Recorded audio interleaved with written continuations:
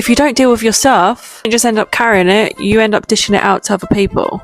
If someone feels attacked by something that isn't directly aimed at them, it usually means there's some sort of insecurity there. I actually didn't plan this episode, but after I've been receiving a load of comments from men, I realised something. A lot of people aren't reacting to what I'm saying, but they're actually reacting to what actually triggers within them. And that is something called projection. And I think it's something we actually need to talk about properly. Because if you don't deal with yourself and just end up carrying it, you end up dishing it out to other people. Now, if someone says something to me, I just take it on face value, because at the end of the day, these people don't actually know me and I don't know them. If you post something and someone reacts to it dismissively, defensively, aggressively, you just have to take it at face value. Because here's the thing, right? If something generally doesn't apply to you, you just scroll. If something isn't going to hit a nerve to you, you're not going to react to it. If someone feels attacked by something that isn't directly aimed at them, it usually means there's some sort of insecurity there. And that's where projection comes in. So what actually is projection then? Well, projection is a psychological defense mechanism, actually first described by Sigmund Freud. I hope I'm saying that right. It's when you take emotions or traits that you don't actually want to acknowledge within yourself. So that can be insecurity, jealousy, shame, and you attribute them to someone else instead. So instead of saying that you're insecure, you would probably say you're arrogant. Instead of saying something you're triggered by, you project it onto someone else to say that they are the problem rather than yourself. And this isn't just a theory, it's actual facts.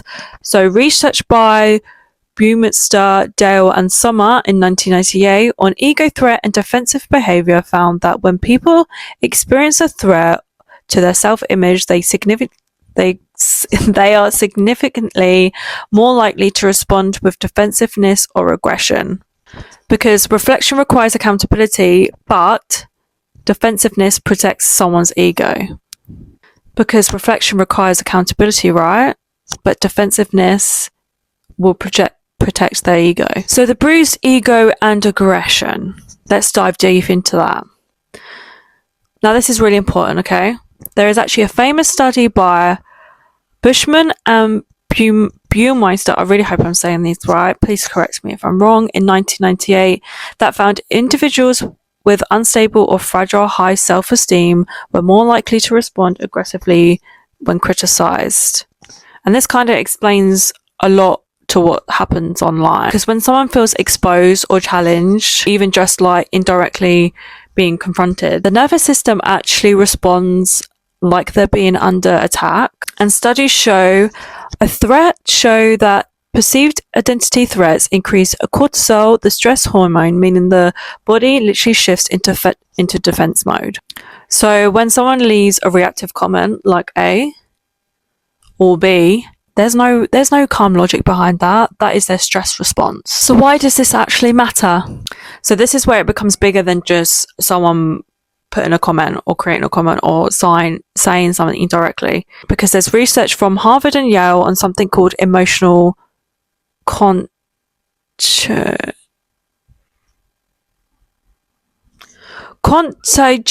I'm really bad at pronouncing stuff, don't come at me, okay? It shows that emotions spread socially when unconsciously mirror the moods of people around us. So basically we will mirror stuff that is around us. So if someone is projecting something negatively, then obviously we're going to pick that up. I think I've spoke about this a few times, but that's what that kind of means. One study shows, I'm going to put it up on my screen because I can't pronounce any of this, demonstrated that humans automatically mimic and synchronize emotional expressions, which leads to shared emotional states. Meaning if you constantly operate from bitterness, defensiveness or negativity, you're literally influencing the emotional tone of your environment. So if you're constantly leading with negativity, you're literally shaping the energy of the room that you're walking into. So if you're thinking everyone around you is negative, then what energy are you bringing to the table? So personal responsibility is something that I really care about, because so many people go through trauma, so many people go through rejection and insecurity. Like, we all go through shit, right? And a lot of people don't project it onto other people. We just deal with it. You know, we go to therapy, we reflect on it, we grow as human beings, as we should. And projection probably feels powerful to the person in that moment in time. But research in psychology actually shows that defensive projection actually reinforces insecurity long term, because it prevents self-examination. So if you keep being defensive and insecure, it prevents you from actually growing. You know, you're not going to grow as a human being if you're going to continue to attack other people when you're getting defensive about something that probably might not even be aimed at you. You know, you grow when you're more self-aware and you're confronting yourself. And when you're more aware, you can grow, and then you can heal, and then you can actually protect other people from your negativity. And yeah, that probably is going to be uncomfortable, but being uncomfortable comes with growth. So when I see these comments to myself, I don't feel personally attacked. I feel more aware about people and their mindsets. Because if I've said something, not even bad, by the way, that is going to trigger someone else, that's not going to be about me, it's going to be about them.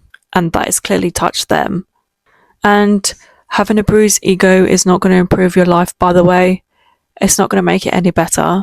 It's not going to make you more confident. It's not going to make you more secure in yourself. It's not going to make you bring peace into your life.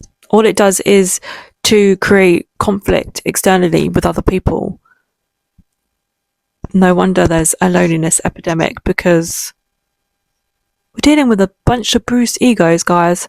But I know it's not just me who gets comments, and I see it all over social media, and I just think, these poor people, like, some people may not have thicker skin. Like, I've gone through enough shit in my life to have some thick skin. So a stranger telling me to have good luck with cancer doesn't really affect me. But if they said it to someone else who's probably not got thicker skin, that could be really detrimental, and that could lead to people who are suicidal.